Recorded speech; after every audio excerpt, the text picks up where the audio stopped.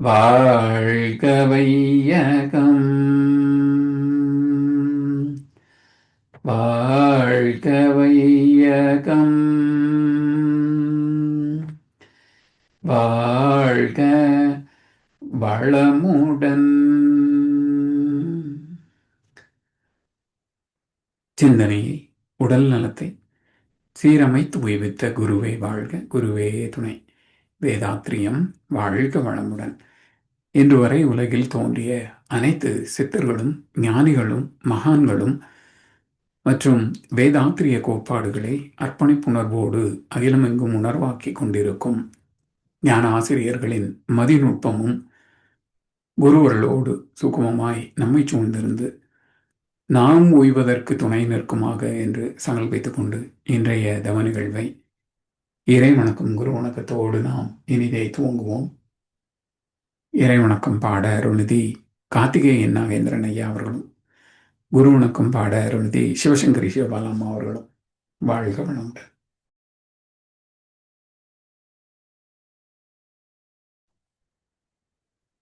வாழ்க வையகம், வாழ்க வையகம், வாழ்க வளமுடன். குரு வாழ்க, குருவே துணை. இறை வணக்கம். ஆதி எனும் பரம்பொருள் மெய் எழுச்சி பெற்று அணுவென்ற உயிராகி அணுக்கள் கூடி மோதி இணைந்தியங்குகின்ற நிலைமைக்கேற்ப மூலகங்கள் பலவாகி அவை இணைந்து பேதித்த அண்ட கோடிகளாய் மற்றும் பிறப்பு இறப்பிடை உணர்தல் இயக்கமாகி நீதி நெறி உணர் மாந்தராகி வாழும் நிலையுணர்ந்து தொண்டாற்றி இன்பம் காண்போம். வாழ்க வளமுடன். வாழ்க வளமுடன். குரு வணக்கம். அண்டமதில் உருவெடுத்து அறிவை பெற்று அவ்வறிவு ஒன்று முதல் ஆறதாகி கொண்ட மேலாம் இவ்வுறிவில் குறிப்பில்லாமல் கோடான கோடி எண்ணி அனுபவித்து கண்ட பலன் எனையறிய நினைந்தேனப்போ கருத்துணர்த்தி கனல் மூட்டி கருவாம் ஞான குண்டலினி எனும் என் மெய் உணர்வு எழுப்பி குறித்தென்னை அறிவித்த குருவே அன்பே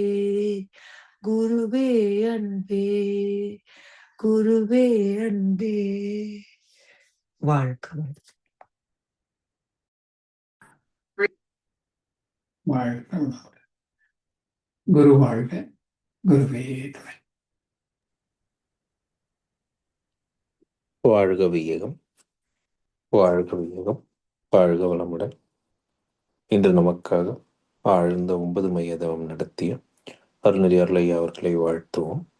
அருள்நெறி அருளையா அவர்கள் வாழ்க வளமுடன். அவர்களின் அன்பு குடும்பம் வாழ்க வளமுடன். அவர்களின் உடல்நலம், பொருள் வளம், மனவளம் மற்றும் அவர்களின் ஆன்மீக தொண்டு வாழ்க வளமுடன், வாழ்க வளமுடன், வாழ்க வளமுடன்.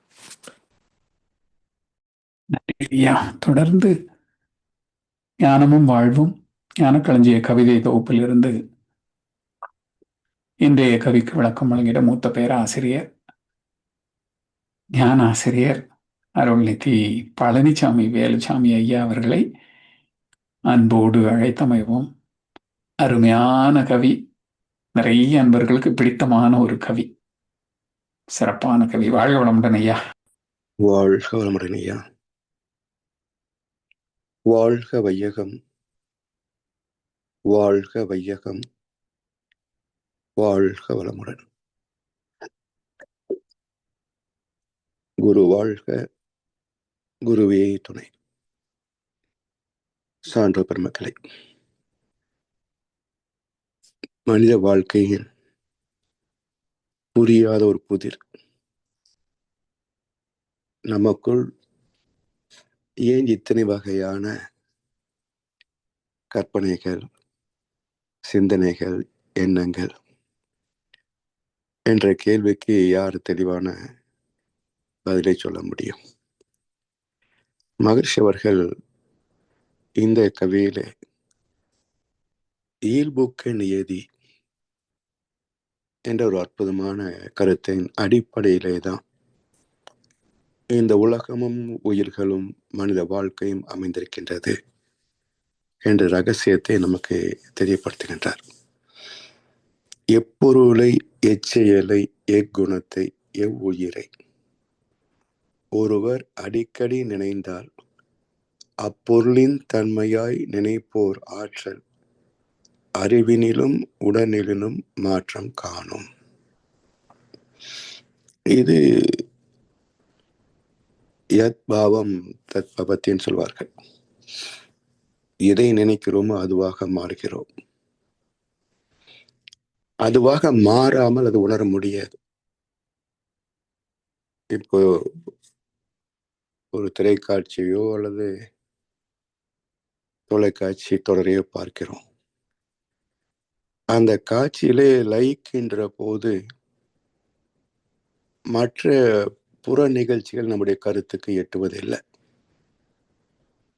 சில சமயங்களிலே ஒரு தொடரோ திரைக்காட்சியை பார்த்துக்கிட்டே சாப்பிட்டுட்டு அந்த சீரியல் முடிஞ்ச பிறகு டிஃபன் ரெடியான்னு கேட்ட அனுபவங்கள் கூட சிலருக்கு உண்டு. இப்பதானே சாப்பிட்டீங்க அப்படிம்பாங்க. அப்ப ஏன் அந்த செயல் கருத்திலே பதியவில்லை என்றால், மனம் முழுக்க அந்த காட்சியிலே பதிந்து விட்டதனால் இன்னொரு செயல் செய்தது கூட நமக்கு நினைவுக்கு எட்டுவதில்லை. எனவே எதை உணர்கிறோமோ, எதை உணர வேண்டுமோ அதுவாக மாற்றம் பெறாமல் அதை உணர முடியாது. அதாவது எப்படின்னா, இப்போ ஒரு திரைப்படம் பார்க்கிறோம், அந்த காட்சியோடு ஒன்றுதல் அப்படின்னாலே நுண்மை நிலைக்கு மனம் இறங்கிவிடும். அதாவது அந்த காட்சியில என்ன உணர்ச்சி இருக்கிறதோ அதை விட நுண்மை நிலைக்கு நுணுகினால்தான் அந்த காட்சியை ரசிக்கவும் உணரவும் ரசிக்கவும் முடியும். இப்போ பர்செப்ஷனல் எபிலிட்டி இஸ் பர்சனாலிட்டின்னு சொல்வார்கள். பொதுவாக பர்சனாலிட்டி என்பது உடல் ரீதியான ஒரு உடல் அமைப்பு என்ற ஒரு கருத்தை மக்கள் கொண்டிருந்தாலும்,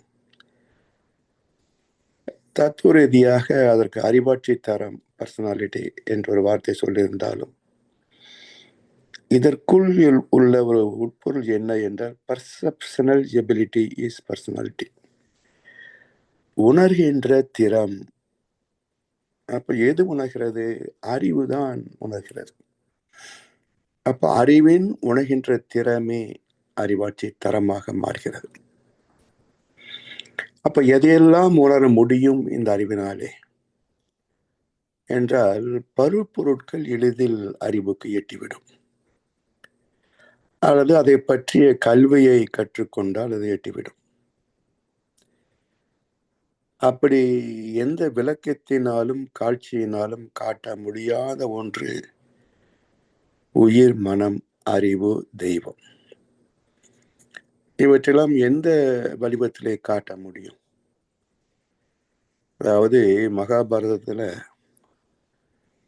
கிருஷ்ண பரமாத்மா என்று ஒரு வடிவத்தை காட்டினாலும் அதன் மூலம் என்ன என்றால், உன்னை நீ தான் உணரா நின் வடிவம்.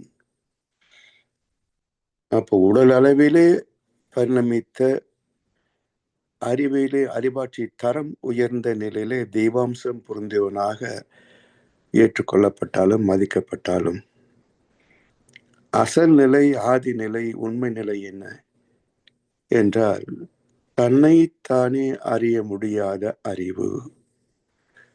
தன்னைத்தானே அறிய முடியாத அறிவு. அதைத்தான் உன்னை நீதான் உணரா நின் வடிவம். சுத்த வெளி என்ற தெய்வம் அறியும் திறன் அற்றதாகவும், அதுவே எழுச்சி பெற்ற நிலையிலே, உணர்ச்சி பெற்ற நிலையிலே உணரக்கூடிய திறமாகவும் வெளிப்படுகிறது. பஞ்சபூதங்கள உணர்ச்சி இருக்கா? இல்லை, ஜீவன்களிலே தானே.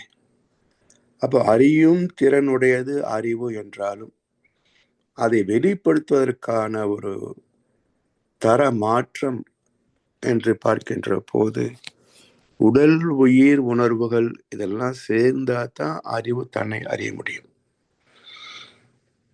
அறிவே அறிவை அறிகின்ற திறம், அதுவும் உடல் இருந்தா தான் முடியும். பேரின்பம் சொல்றோம், புலன் கடந்த மனம் கடந்த அறிவு என்று சொல்கின்றோம். ஆனால் அந்த பேரின்பம் என்ற ஒன்றை எப்படி இருந்தது என்று தூய்க்க வேண்டும், அதை அனுபவிக்க வேண்டும் என்று சொன்னால் இந்த உடல் இல்லாம முடியாது. அப்ப தவத்தின் மூலமாக மனம் ஒன்றி தீட்டா டெல்டா ஃப்ரீக்வன்சியில இறைநிலை உணர்கின்ற போது அந்த உணர்ந்த பேரின்பம் என்பது அங்கிருந்து திரும்பி மீண்டும் உடல் உணர்வுக்கு வந்த பிறகுதான் தெரியும். மேன்மையுள்ள பேரின்ப ஊற்றாம் உன்னில் மிதக்கின்றேன் காப்பாய் இந்நிலை மாறாமல். அந்த பேரின்பத்தை உடலால் தான் உணர முடியும். அப்ப அறிவு எதுவுமே இல்லாமல் சுயமாக அறிவாக மட்டுமே இருக்கின்ற நிலையில் அதை எதையும் உணர முடியாது. அதனால் அந்த அறிவின் தன்மையை, வடிவமற்ற எல்லையற்ற அறிவின் தன்மையை நீங்க கிருஷ்ண பரமாத்மா மாதிரி திரையிலே காட்ட முடியுமா? விளக்கி சொல்ல முடியுமா? அதை அறிவதுதான் மிக கடினமான ஒன்று.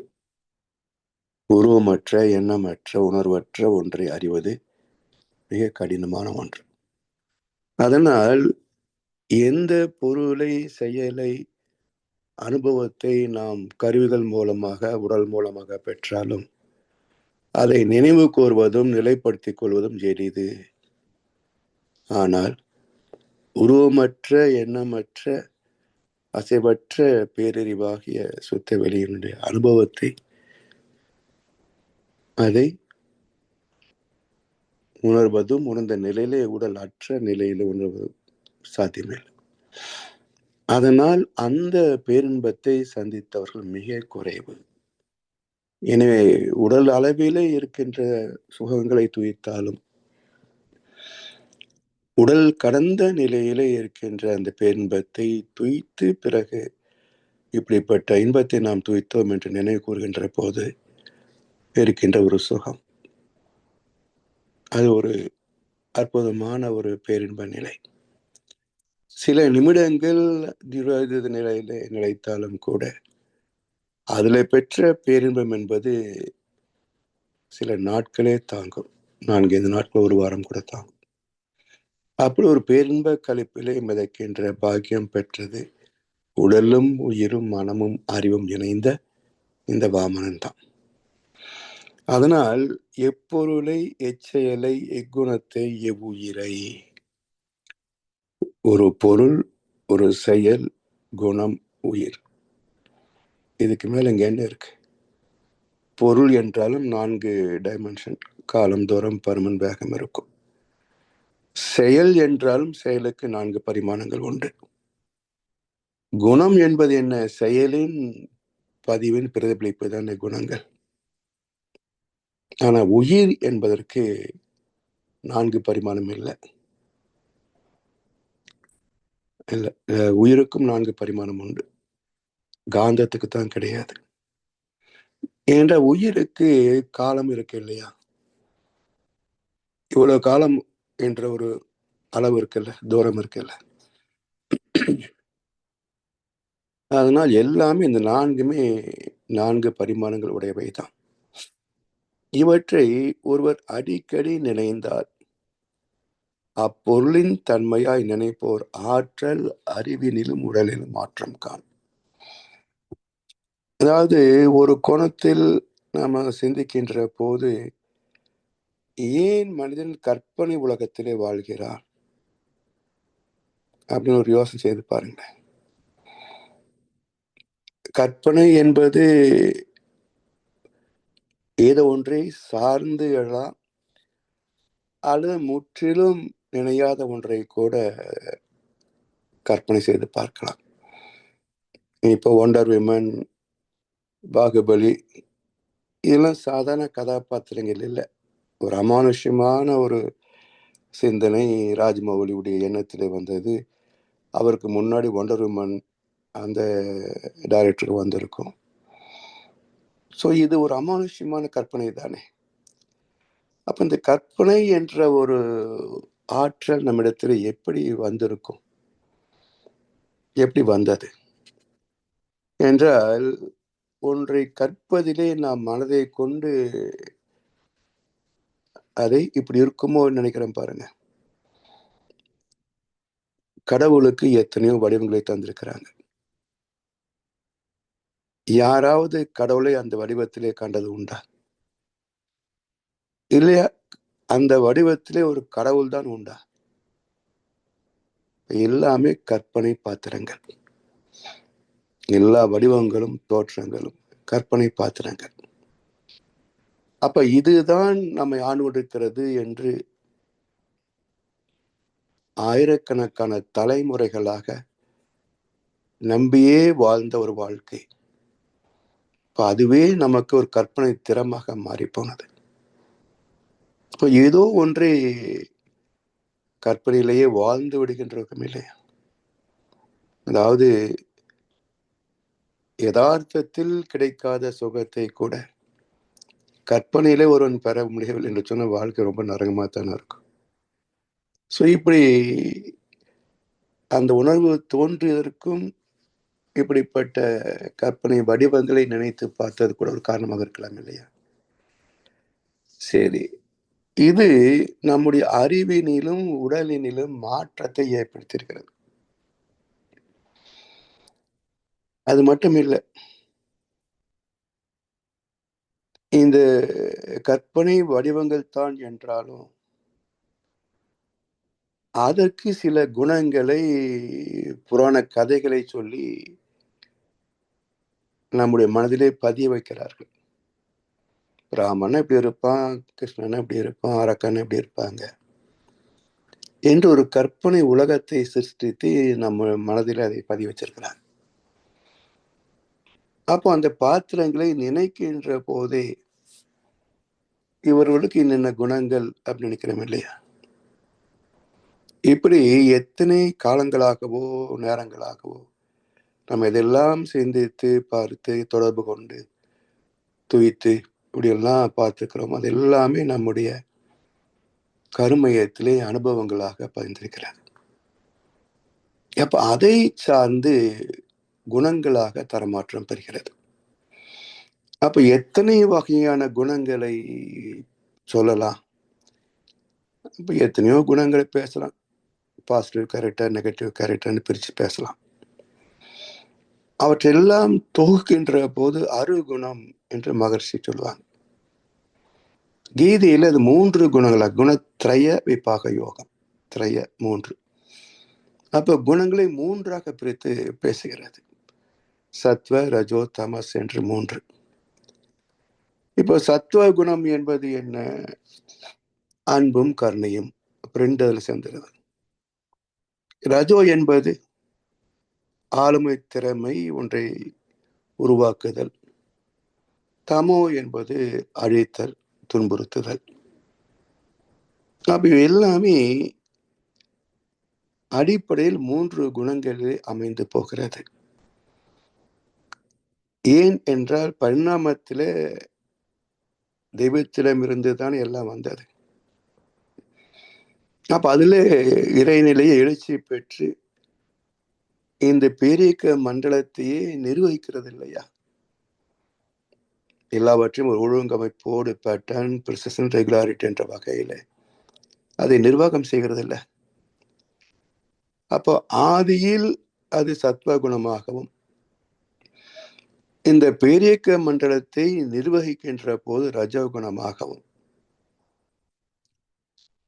ஒவ்வொரு அணுவையும் முடித்து வைக்கின்ற நிலையிலே அது தமோ குணமாகவும், அப்போ படைத்தல், காத்தல், அழித்தல், இந்த முக்குணங்கள் தான் அடிப்படை. இதை சார்ந்து வந்த குணங்கள் எல்லாம் நம்ம பாசிட்டிவ் கேரக்டர்ஸ் அல்லது இரண்டும் கலந்த மிடில் பாத் அல்லது அழிக்கின்ற நிலை தமோ. இப்படி 3 நிலைகளிலே தான் குணங்கள், அதாவது செயல்பாடுகளே பதிந்து குணங்களாக வெளிப்படுகிறது. அவ்வளவுதான். அதனால் எதை நாம் அடிக்கடி நினைக்கிறோம், தொடர்பு கொள்கிறோம்? தினசரி காலையில ஒரு 5-4 மணிக்கு எழுந்திருந்து குளித்து சுத்தப்படுத்தி கொண்டு ஒரு பக்கத்துல ஒரு கோவிலுக்கு போய் வரக்கூடிய அந்த சாந்தமான அலைக்களத்துல தவறாமல் தினசரி பழகி வந்தால் அந்த மனிதனுக்கு இயல்பாகவே சாத்விக குணம் அதிகமாக இருக்கும். ஒரு 6 மணிக்கு 7 மணிக்கு எந்திரிக்கிறவர்களுக்கு எல்லாம் ரஜோ குணம் தான் அதிகமாக இருக்கும். 10 மணிக்கு தூங்கி எந்திரிக்கிறவங்க தமோ குணம் தான் இருக்கும்.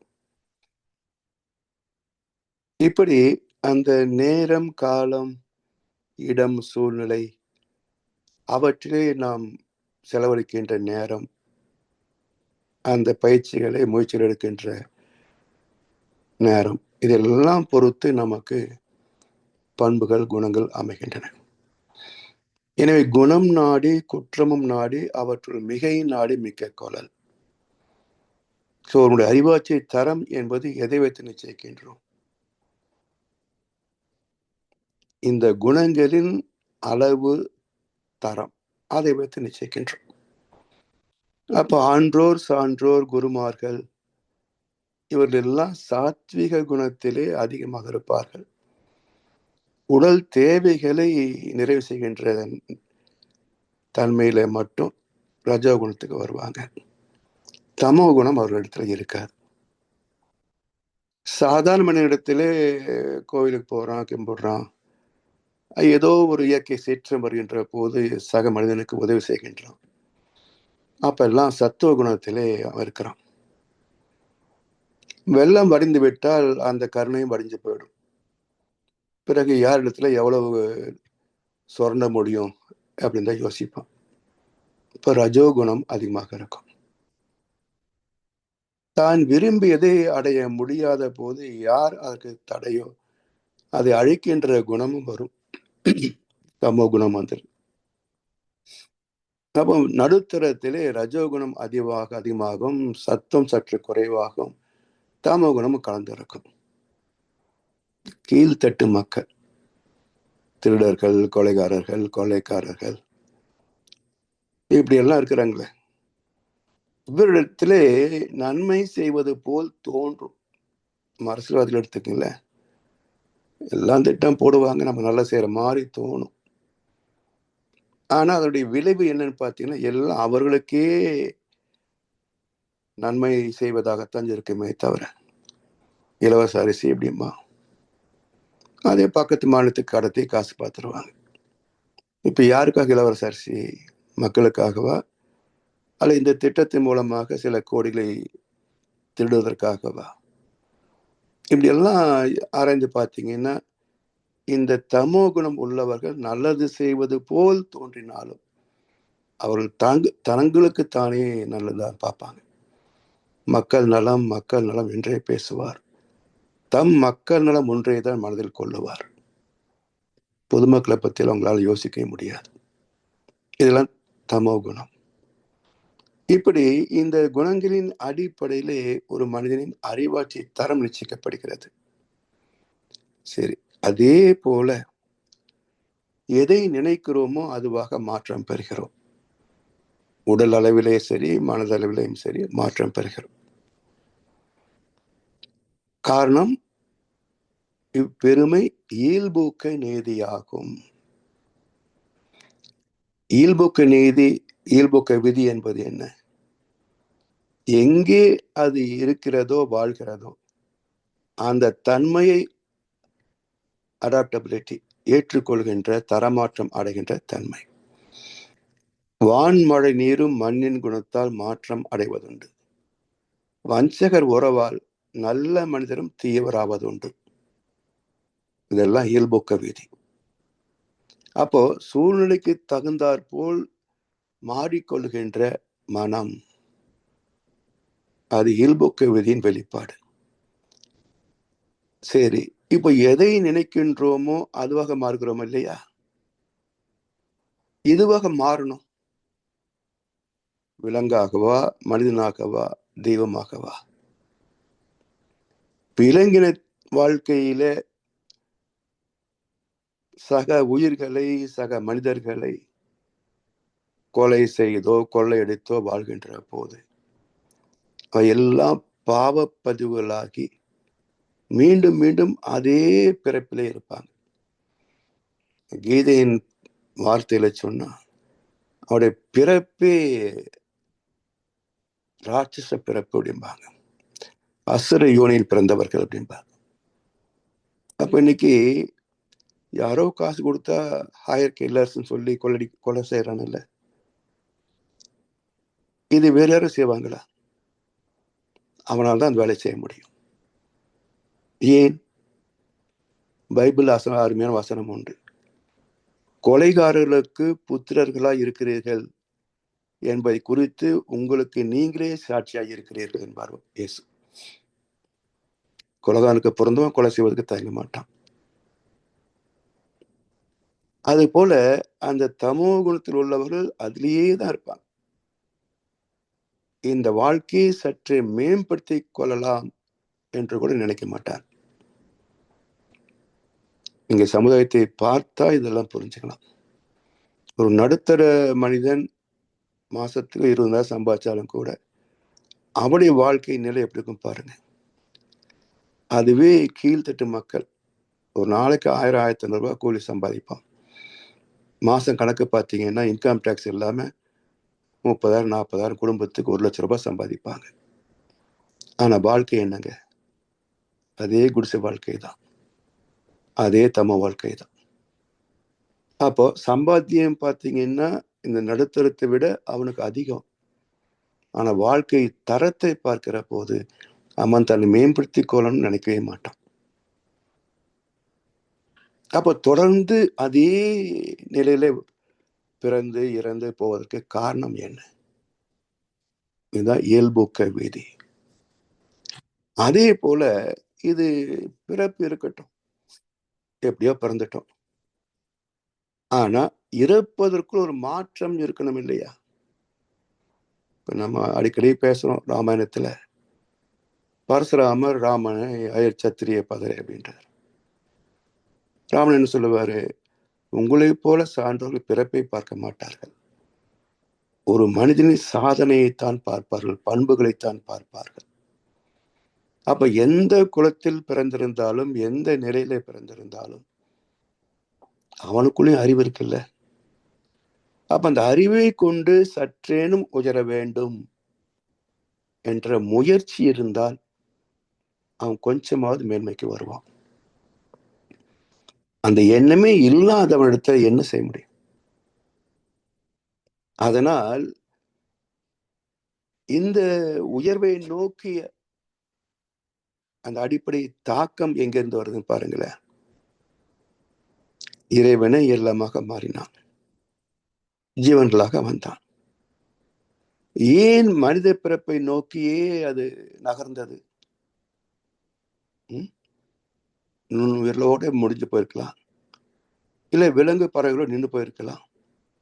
ஏன் மனிதன் வரைக்கும் வந்து மனிதனிலே ஒருவனை தரம் உயர்த்துவது என்ற வகையில அந்த உள்ளார்ந்த அறிவு உந்தி கொண்டேதான் இருக்குது. தோற்று போவது வேற, ஆனா மேம்பட வேண்டும் என்ற உந்து சக்தியில் உள்ள இருக்கல்ல. காரணம் என்ன என்றால் அறிவின் இயல்பு, அறிவின் மறு பெயர் இன்பம். சிற்றறிவு சிற்றின்பங்கள். பேரறிவு பேரின்பம், அறிவின் மறுபெயர் இன்பம். அப்ப அறிவின் தன்மையை சுகம் இன்பம் என்பதனால் அந்த சுகத்தை நாடிய ஒரு பயணம்தான் வரலாறு, பரிணாமம். அப்ப மனிதனிடத்திலேயும் அந்த அறிவு உந்து சக்தியாக இருந்து கொண்டு இருக்குது. அதை அடையாளம் கண்டு அதற்கான வாய்ப்புகளை தேடி பயிற்சி செய்தால் தானே மாற்றம் பெற முடியும். ஒன்றுமே முயற்சி எடுக்க மாட்டேன்னு சொன்னா தானா மாற்றம் நிகழுமா? நிகழாது. அப்போ எந்த மாற்றத்தை சந்திக்கின்றோம்? ஏதோ ஒரு தொழில், அது உள்ள அந்த தொழில் உள்ளதே மேன்மைக்கு வரணும்னு நினைக்கிறான்ல. தொண்டான இருக்கிறவன் ஒரு நாளைக்கு மந்திரி ஆகணும் ஆசைப்படுறான் இல்லை. அப்ப எது நமக்கு முற்றிலும் பேரின்பத்தை நல்க வல்லது என்றால் அதுதான் ஆன்றோரும் சான்றோரும் நமக்கு வகுத்து காட்டி வாழ்ந்து காட்டிய வாழ்க்கை முறை, அறம் சார்ந்த ஒழுக்கம் சார்ந்த வாழ்க்கை. அப்போ பக்குவம் அடைய வேண்டும் என்ற ஆசை உணர்வு மட்டும் இருந்தால் போதாது. அது எப்படி அடைய முடியும் என்றால் அதுக்கு தகுந்த ஒரு சத் சங்கம். அப்ப இந்த சங்கத்தின் தொடர்பு இல்லாமல் ஒரு மாற்றம் நிகழாது. இதை முதல் அறிவித்தவர் புத்தர் பெருமான். புத்தம் சரணம் கச்சாமி, தம்மம் சரணம் கச்சாமி, சங்கம் சரணம் கச்சாமி. புத்தம் என்பது என்லைட்டன்மெண்ட், ஞானம். தம்மம் என்பது இறை நீதியை பின்பற்றி வாழ வேண்டும் என்ற கர்மயோக வாழ்க்கை.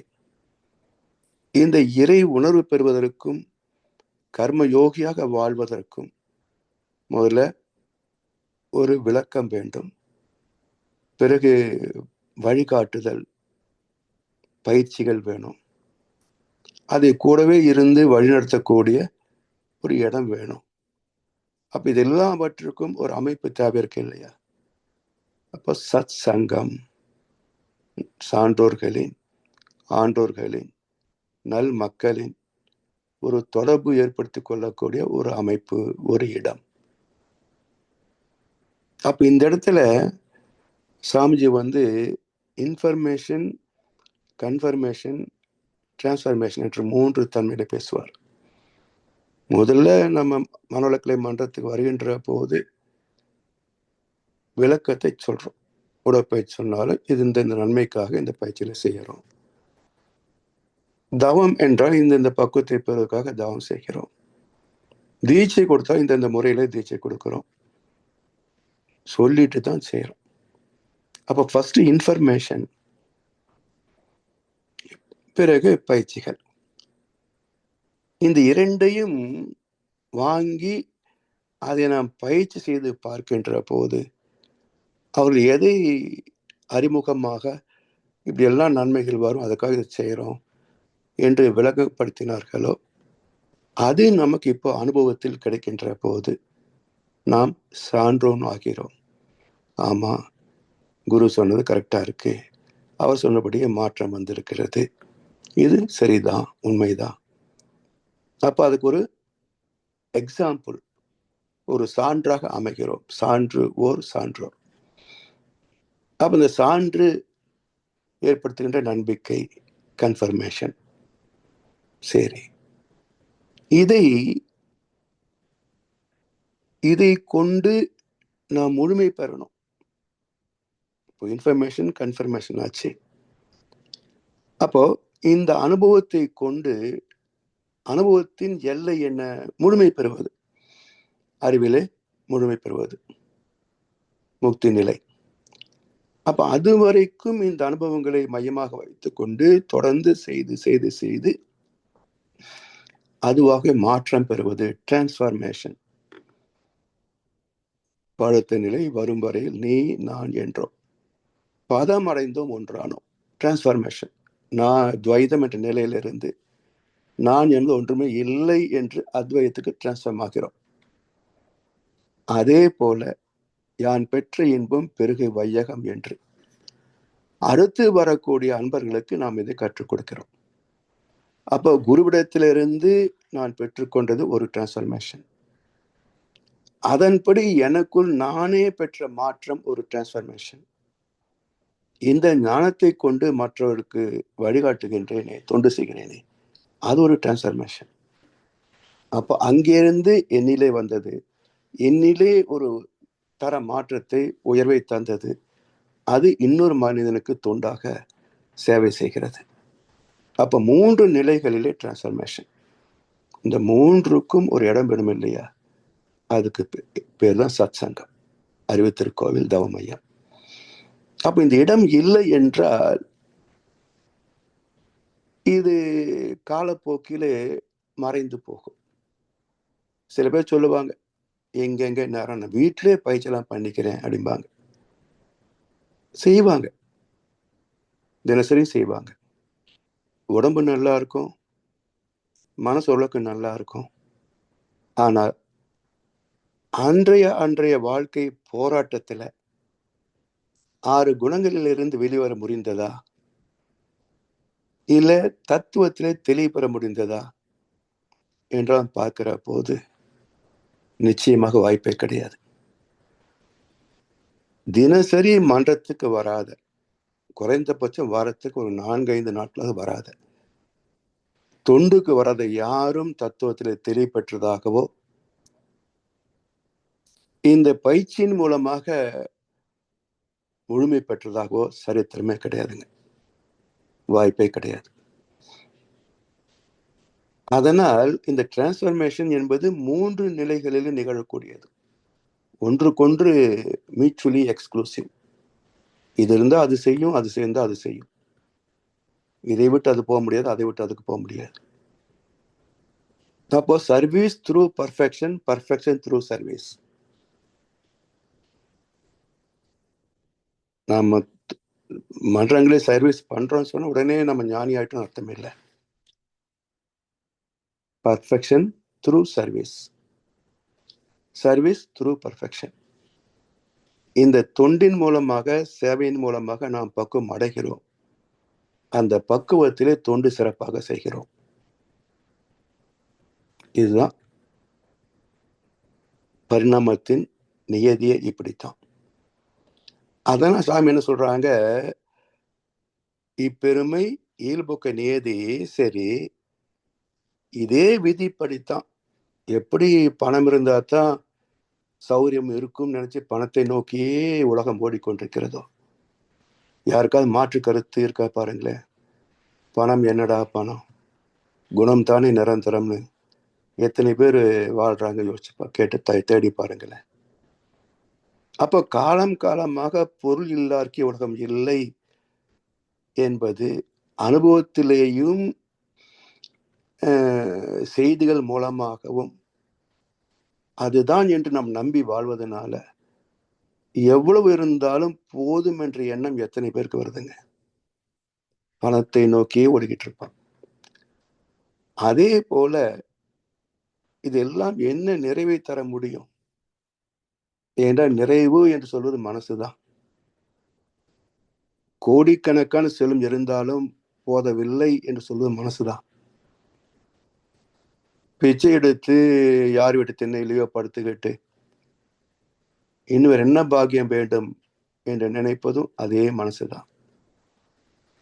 உதாரணம் பட்டினத்தார் மாதிரி, பத்ரஹரியார் மாதிரி ஞானிகள். அப்ப எது நமக்கு முழுமை தருகிறது?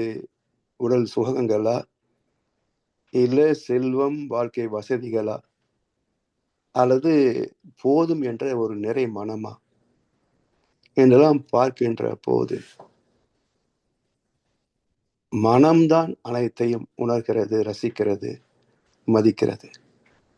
மனம் எதிலே லயமாகிறதோ, மனம் எதிலே மகிழ்ச்சி அடைகிறதோ, பேரின்பத்தை சந்திக்கிறதோ, பிறகு வேறு எதையும் அது கேட்கறது இல்லை. அப்படிப்பட்ட உயர்வை சந்திக்க வேண்டும் என்று சொன்னால் என்ன செய்வது? எவரொருவர் குருவை மதித்து ஒழுகினாலும்,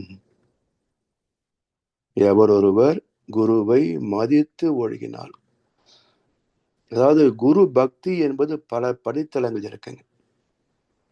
இப்போ நம்முடைய மன்றத்திலேயே பார்க்கலாம், ஒவ்வொருவருக்கும் சாமிஜியை பார்க்கின்ற பார்வை வேற வேறையா இருக்கும். பொதுவா சாமிஜி, குரு, மகரிஷி என்றெல்லாம் பார்க்கிறது அது ஒரு வகை வச்சுங்களேன். ஆனா எத்தனை பேர் அவரை தெய்வமாக, இறைவனாக பார்க்கிறார்கள்? குரு சாட்சாத் பரபிரம்மம். ஐயப்படாது அகத்து அது உணர்வானை தெய்வத்தோடு ஒப்புக்கொள்ள. அப்ப யார் மகரிஷியை தெய்வமாக பார்த்தார்கள்? அவர்களுக்கு அந்த அனுபவம் கிடைக்கும். அப்ப எவர் ஒருவர் குரு உயரை மதித்து ஒழுகினாலும் தப்பாது குரு உயர்வு மதிப்போர் தம்மை. குரு மதித்தால் மட்டும் பத்தாதுங்க, குருவுடைய உயர்வு என்ன?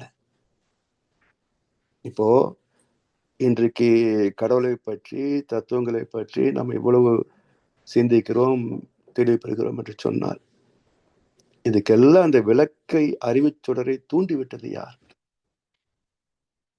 இல்லையா?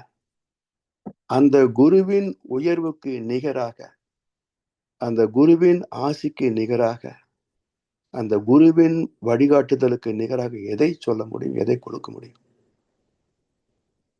எனவே எவரொருவர் குரு உயர்வை மதித்து ஒழுகினாலும் தப்பாது குரு உயர்வு மதிப்போர் தம்மை தரத்தில் உயர்த்தி பிறவை பயனை நல்கும்.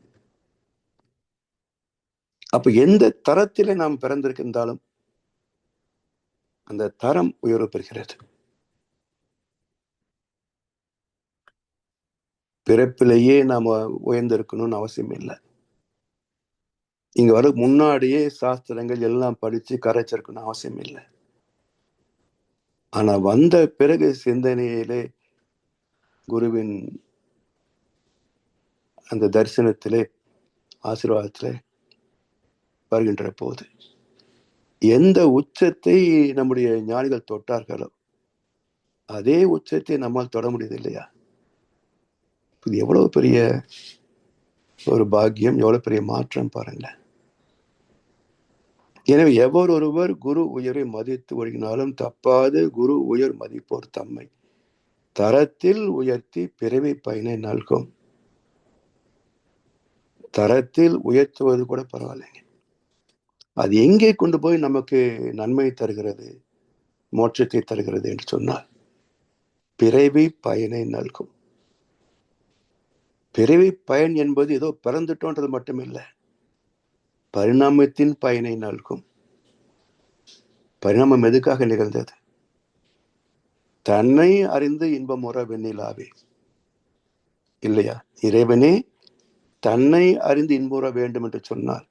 சுத்த வெளியாக இருக்கிற வரைக்கும் முடியல, பஞ்சபூதங்களாக வந்த போது முடியல, ஜீவன்களாக வந்த போது முடியல, ஆறாம் அறிவாக வந்த போதுதான் அது சாத்தியமானது.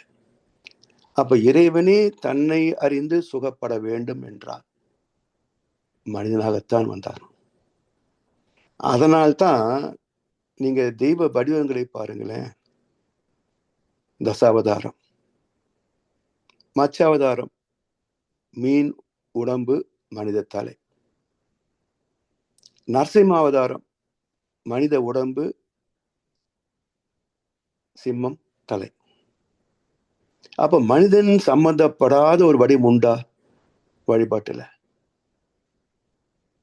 ஏன் எல்லா வடிவங்களிலும் மனிதனை சம்பந்தப்படுத்தினாங்க என்றால் மனிதன் தான் தெய்வத்தை அறியக்கூடிய பாக்கியம் பெற்றவன்.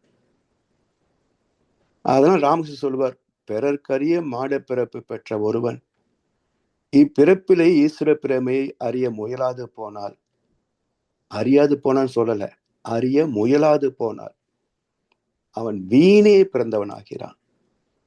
அவன் பிறந்ததற்கும் வாழ்ந்ததற்கும் மறந்ததற்கும் ஒரு அடையாளம் கிடையாது. அலைந்தான், தவித்தான், துடித்தான், மடிந்தான், யாருக்கும் லாபம் இல்லை. இப்படி பயனற்ற பிறவிகள் தான் உலகத்துல 99.9%.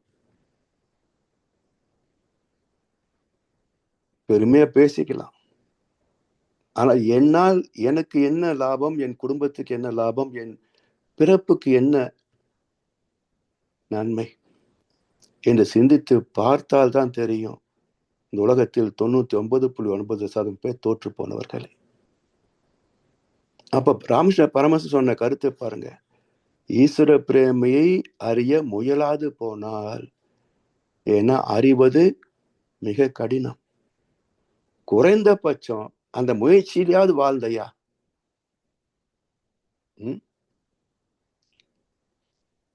அப்படி வாழ்ந்தால்தான் இப்பிறவி முடியவில்லை என்றாலும் என் சந்ததி அதை சந்திக்கும். இழுபிறப்பும் தேவை தேண்டா பழிப்பிறங்கா பண்புடை மக்கட்பெறேன். அந்த மோட்ச நிலையை அடைவதற்கு 7 தலைமுறையாகும். ஒவ்வொரு தலைமுறையும் அறம் சார்ந்த வாழ்க்கையை மட்டுமே வாழ்ந்து வரணும். அவ்வளவு கடினமானது மோட்ச நிலை என்பது. ஏதோ கும்பகோணத்துல போய் 150 ரூபாய் டிக்கெட் வாங்கி மோட்சத்தை ஏத்தினா மோட்சம் கிடைச்சிடாது. ஒரு பைத்தியக்காரத்தனமான பணம் சம்பாதிக்கிற வேலை. கும்பகோணம் போனப்ப வேடிக்கையா இருந்தது. மோட்சத்தை 150 ரூபாய்க்கு. ஆனா பரவாயில்லையே, 150 ரூபாய்க்கு மோட்சம் கிடைக்குதா? ஞானிகளெல்லாம் 7 பிறப்புக்கு வாழ்ந்தாலும் மோட்சம் கிடைக்கிறதுக்கு நீ பழிச்செயலை செய்வதற்கு வெட்கப்படக்கூடியவர்கள் சொன்னாங்க. இந்த திருவார்த்தை என்னன்னா 150 ரூபாய் கொடுத்து மோட்சத்தை பத்தி எடுத்து மோட்சம் கிடைக்கின்றான். அதனால் அது மிக கடினமானது. ஆனா குறைந்தபட்சம் மனிதனாக பிறந்த ஒருவன் மேன்மை நோக்கி முயலவில்லை என்றார். இவனுக்கும் ஆடு மாடு கழுதுக்கு என்ன வித்தியாசம் சொல்லுங்க. அதனால் பிறப்பு பரிணாமம் எல்லாம் ஒரு உச்ச கட்டமான நோக்கத்தை நோக்கிய பயணம்தான். அதாவது தர்மசம் ஸ்தாபனார்த்தாய சம்பவம் யுகே யுகே. ஒரு சுகமான தர்மம் சார்ந்த வாழ்க்கை வாழ்வதற்காகத்தான் பிறந்தோம். அதை நோக்கித்தான் ஒவ்வொரு மாற்றமும் நிகழ்ந்தது. மனிதனாக வந்து முடிஞ்சு போச்சு. மனிதனாக வந்தவன் அந்த முயற்சியை மறந்து விட்டு அலட்சியப்படுத்தி விட்டு வெறும் பணம் பதவி புலன் சுகம் என்றே ஓடினாள். இவன் இருந்தா என்ன, சேர்த்தா என்ன? எனவே வள்ளுவர் அழகா சொல்லுவார், ஒத்தது அறிவான் உயிர் வாழ்வான். மனிதனாக பிறந்துட்டோம், எப்படி வாழ வேண்டும் என்ற வகை தெரிந்து வாழவில்லை என்றார். ஒத்தது அறிவான் உயிர் வாழ்வான். They alone live who live for others. இதுதான் வாழ்க்கை. அப்படி இல்லை என்றால் மற்றையான் செத்தாருள் வைக்கப்படும். அவன் பிறந்ததற்கும் வாழ்ந்ததற்கும் அடையாளமும் கிடையாது, அர்த்தமும் கிடையாது. அப்படிப்பட்ட ஒரு உன்னதமான பிறப்பு இந்த மானிட பிறப்பு என்றாலும் இந்த மனித தத்துவத்தை, மனித நேயத்தை, இந்த மனிதனுக்கு உட்பொருளாகிய மேன் இன்சைட் டிவைன், அதான் MIND, mind, man inside divine. அப்போ உன்னிலே நான் அடங்க என்னுள்ளே நீ விளங்க, அந்த பக்குவத்தை பெறுகின்ற போதுதான் இந்த பிறப்பின் நோக்கம் நிறைவு பெறுகிறது, வெற்றி பெறுகிறது, முழுமை பெறுகிறது. அதுக்கு என்ன செய்யணும் என்றால் இயல்புக்க விதி என்ன? யத் பாவம் தத் பவதி. எதை நினைக்கிறோமோ அதுவாக மாறுகிறோம். அப்ப எதை நினைக்க வேண்டும் என்றால் தூய்மையை, பரிசுத்த ஆவியை, பரம்பொருளை நினைக்கணும். அப்ப சந்ததமும் என்னை மறவாத சாந்த வாழ்வழி தோய், என் சந்தோஷ செய்தி இதுவே.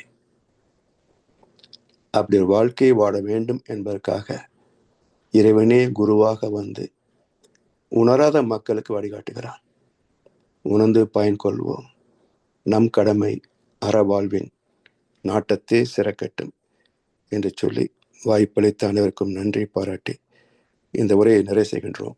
வாழ்க வளமுடன், வாழ்க வளமுடன், வாழ்க வையகம். வாழ்க வளமுடன் ஐயா. வாழ்க வளமுடன் ஐயா. 45 நிமிடம் இந்த கவிக்கு இன்றைக்கு விளக்கம். சிறப்பான ஒரு கவி, ஆழ்ந்ததொரு உணர்ந்த விளக்கம். அருமை ஐயா. இன்றைக்கும் 4 டைமென்ஷனை கூப்பிட்டுட்டீங்க. 4 டைமென்ஷன் பற்றி பேசுவோம். இன்னொரு விஷயம் வந்து இன்றைக்கு நீங்கள் சொன்னது, மனித பிறப்பு அதற்காகத்தான் இருக்கும். மனிதன் இல்லாத, மனித உருவம் இல்லாத எதுவுமே உயர்ந்ததில்லை. தெய்வத்தை காட்டுவதற்கும் மனித உருவில் தான் காட்டினார்கள் அப்படின்னு அது ஒரு அருமை சிறப்பு. ஆழ்க வளமுடன் ஐயா. நன்றிமா வளமுடன். தொடர்ந்து மகானின் கவிகளுக்கு சிறப்பாக விளக்கம் வழங்கி நம்மை சிறந்த முறையிலே வழி நடத்தி கொண்டிருக்கும் மூத்த பேராசிரியர் ஞானாசிரியர் அருள்நிதி பழனிசாமி வேலுசாமி ஐயா அவர்களும் அவரது அன்பு குடும்பத்தினரும் அருட்பேராற்றல் கருணையினால் உடல் நலம், நீள ஆயுள், நிறை செல்வம், உயர் புகழ், மெய்ஞானம் ஓங்கி வாழ்க வளமுடன், வாழ்க வளமுடன், வாழ்க வளமுடன். நன்றிகள் ஐயா. பாடல்கள் பாடி நிறைவு செய்யும் தருணம். வேதாத்திரிய பாடல் பாட அருள்நிதி ஜமுனாராணி அம்மா அவர்களும், பிரம்மஞான கவி பாட அருள்நிதி மைத்திலி தீனதயாளன் அம்மா அவர்களும், உலக நல வாழ்த்து பாட அருணகிரி ஐயா இல்லையா? சரி, அப்போ அருள்நிதி ஸ்ரீராம் ஜெயபிரகாஷ் ஐயா அவர்களும் வாழ்க வளமுடன். நான் பாடலாங்களா? பாடுங்க ஐயா. ஐயா பாடுங்க. வாழ்க வளமுடன் ஐயா. வாழ்க வையகம், வாழ்க வையகம், வாழ்க வையகம், வாழ்க வளமுடன். குரு வாழ்க, குருவே துணை. வேதாத்திரியங்கள். போரில்லா நல்லுலகம், பொருள் துறையில் சமநீதி, நேர்மையான நீதிமுறை, நில உலகுக்கோர் ஆட்சி.